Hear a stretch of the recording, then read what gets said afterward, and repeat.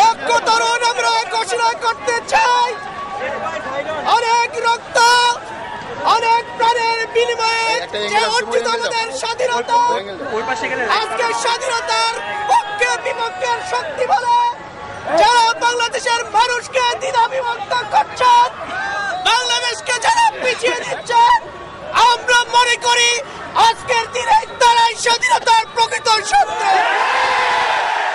আমরা চাই বাংলাদেশের মানুষের মধ্যে কোনো দ্বিধাবিভক্ত থাকবে না, সকলে কাঁধে কাঁধ মিলিয়ে ঐক্যবদ্ধ হয়ে আমরা আমাদের দেশকে করতে চাই।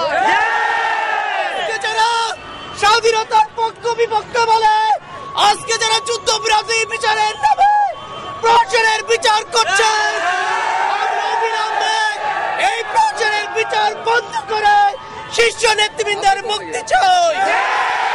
সবাইকে আজকের এই র্যালিতে অংশগ্রহণ করার জন্য ধন্যবাদ জানিয়ে আমাদের র্যালি শেষ করছি।